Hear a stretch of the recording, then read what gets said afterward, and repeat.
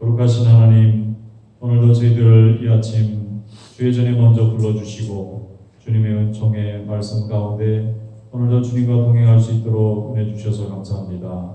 한 주간 동안 우리의 발걸음을 지켜주시사 실족하지 않게 하여 주시고 모든 위험과 사고와 환난과 또 모든 병마로부터 건져주신 하나님 감사합니다.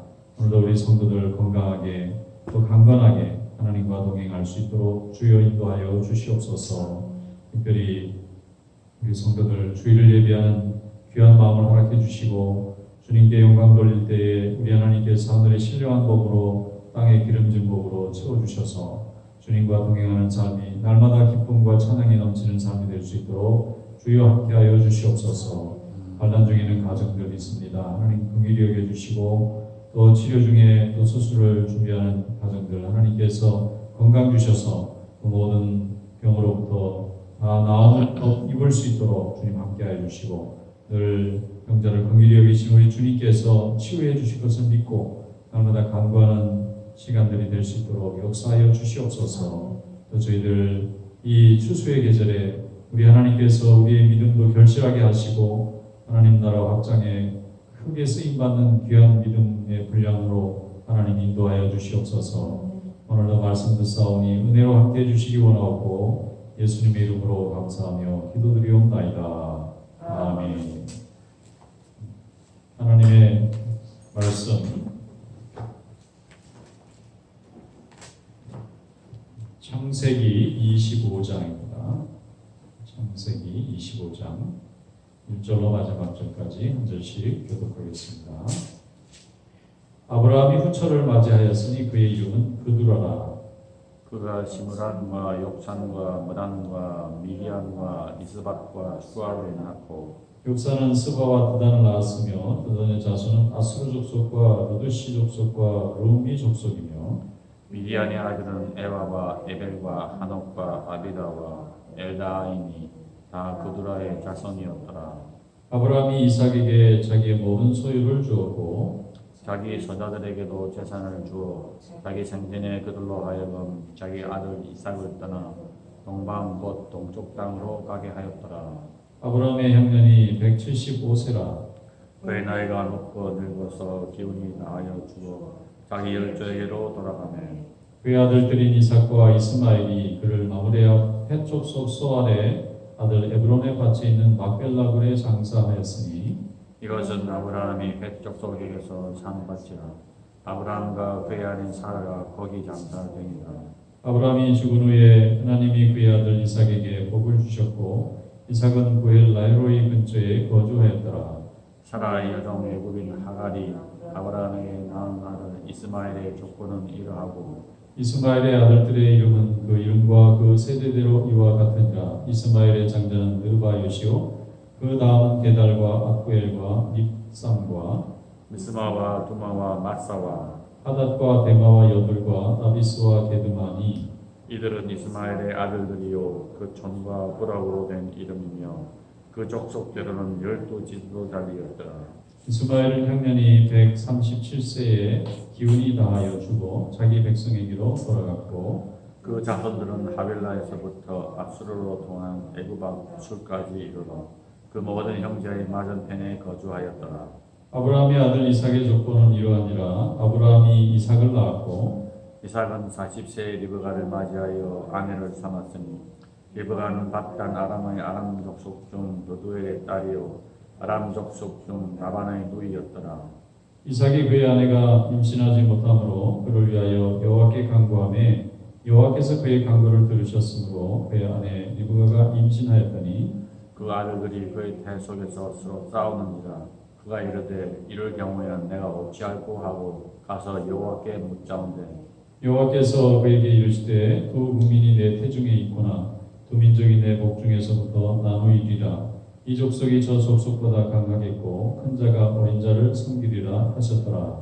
그 해산 기한이 찬즉 태 쌍둥이가 있었는데 먼저 나온 자는 붉고 전신이 토록 같아서 이름을 에스라하였고 후에 나온 아우는 손으로 에서의 발꿈치를 잡았으므로 그 이름을 야곱이라 하였으며 리브가가 그들을 낳을 때 이삭이 60세였더라.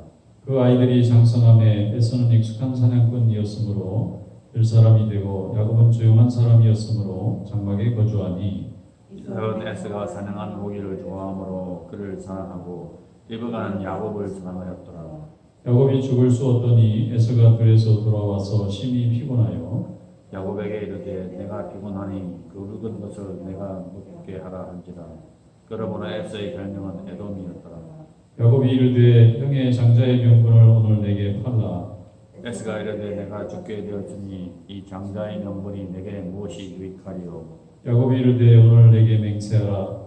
에서가 맹세하고 장자의 명분을 야곱에게 판지라. 야곱이 떡과 팥죽을 에서에게 주매 에서가 먹으며 마시고 일어났으니 에서가 장자의 명분을 가볍게 여김이었더라. 아멘. 이 말씀에 내가 있으기 바랍니다. 아브라함도 이제 죽고 아브라함이 후처가 있었는데 그 후처의 자녀들도 생전에 다 떠나겠고 이스마엘과 이삭이 이제 아브라함의 장례를 치르게 됐다. 아브라함이 75세에 하란에서 부름을 받고 갈대아우르를 떠나가지고 이제 하나님의 자녀로 살기로 하나님과 서로 작정을 했는데 그 후에 세월이 많이 지나서 이제 그의 뒤를 이을 이삭, 하나님이 약속하신 이삭이라는 후예를 통해서 이제 또 자손이 이어간다고 하는 역사를 기록해주고 있습니다. 아브라함은 믿음의 조상으로 여러 민족의 조상의 역할을 했고 그 중에 이삭을 하나님이 다른 자녀들보다 믿음을 이어갈 믿음의 장자로 선택해 주셨는데 이삭이 리브가와 결혼하였고 60이 되었을 때에 야곱과 에서라는 아들을 얻게 되었습니다. 그런데 태어날 때부터 하나님이 작은 자가 큰 자를 섬긴다 하는 것은 큰 자가 작은 자를 섬긴다고 하는 것은 둘째 아들이 첫째 아들보다 하나님이 더 높여주신다. 다시 말해서 에서보다는 야곱을 통해서 하나님이 믿음을 이어갈 것을 이제 예고하신 건데 정말로 야곱은 집에서 조용히 지내는 사람이고 에서는 사냥꾼과 같은 들에서 일하는 걸 굉장히 좋아했는데 남성다운 면을 생각하면 에서가 장자가 될 것 같은데 오히려 하나님은 야곱을 믿음의 장자로 삼으셨다고 하는 것을 예고합니다. 그 증거가 뭐냐면은 장자권에 대한 얘기를 하는데 이 장자권은 사실 무슨 재산을 물려주는 권한도 아니고 뭐 가문을 대표하는 이름도 아니고 하나님이 그 가정을 통해서 믿음으로 함께 한다고 하는 믿음의 어떤 권한과 같은 것입니다. 실제로 야곱과 에서로 볼 때 나중에 비교해 보면은 이삭의 뒤를 이어서 이삭의 모든 권한을 이제 큰 아들인 에서가 이어받게 되는데 에서가 훨씬 더 큰 가문을 이루고 야곱은 혼자 도망갔기 때문에 혼자 처음부터 올리는 세월 동안에 에서에 비해서는 좀 작았을 것으로 보입니다. 모든 어떤 재물이라든지 그런 걸 보면 이 장자권이라는 것은 가문의 지금 같은 개념으로 뭐 유산을 물려받는다든지 이런 것이라기보다는 하나님을 섬기는 예배드리는 권한을 설명하는 것이었을 걸로 봅니다. 그런데 야곱은 어릴 때부터 하나님 앞에 축복받는 이 예배드리는 장자권에 대한 이 사모함이 많다 보니까 항상 그걸 좀 얻기를 원하는 마음으로 기도했을 거고, 에서는 자기가 장자니까 저절로 이건 내 거다 생각하고 좀 소홀히 했던 것으로 보입니다. 심지어는 팥죽 한 그릇으로 이게 장자권을 판다는 얘기가 있는데, 이것만 놓고 보면은 꼭 야곱의 속임수처럼만 보입니다. 사람이 배고플 때 장자권을 달라.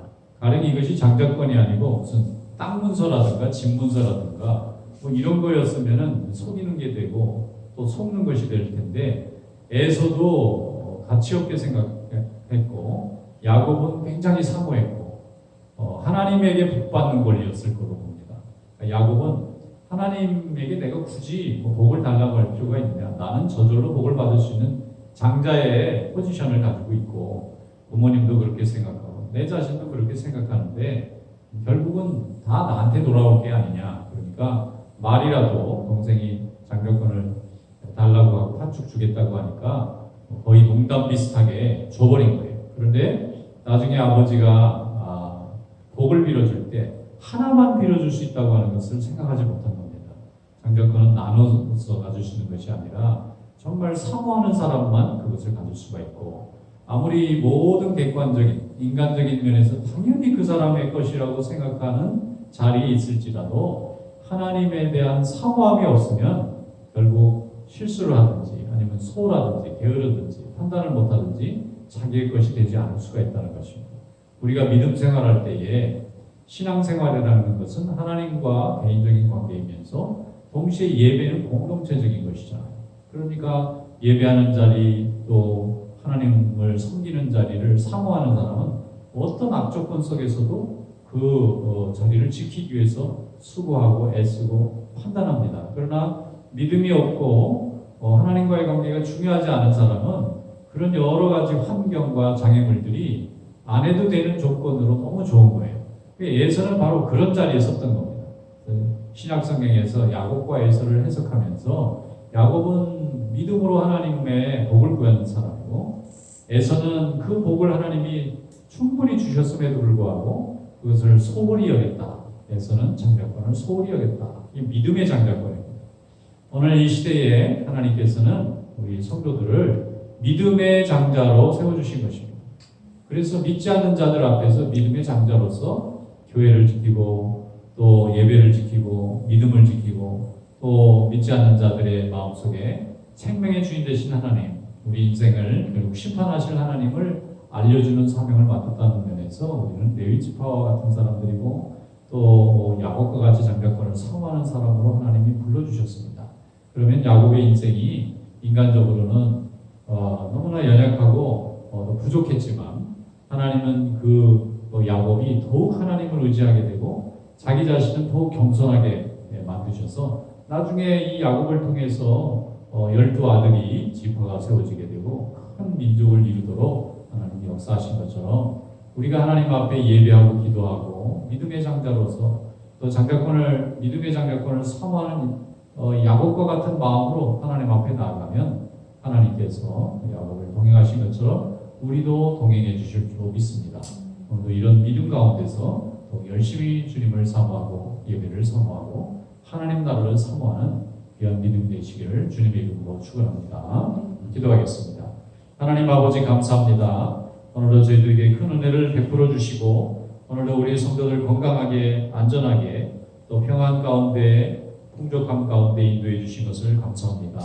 환난 가운데서도 하나님 아버지만을 바라보며 간절히 주님의 은혜와 주님과 동행하는 것을 사모하는 믿음의 장자들로 삼아 주시옵시고 항상 성령 충만하게 하셔서 하나님의 뜻을 따라 세속의 모든 역사들을 분별하며 주님이 우리에게 주신 거룩한 사명을 잘 감당하는 성도 될 수 있도록 인도하여 주시옵소서. 아버지 하나님, 우리 고국과 미국과 또 세계 곳곳에 있는 하나님의 백성들 하나님 다 기억해 주시고 항상 주님의 뜻을 우리가 품었사오니 이 뜻이 이웃들에게 세상에 증거될 수 있도록 항상 전도자의 사명을 잘 감당하는 성도들이 되게 하여 주시옵소서. 이 시간 기도할 때 성령께서 함께 해주시기 원하옵고 예수님의 이름으로 감사하며 기도드리옵나이다.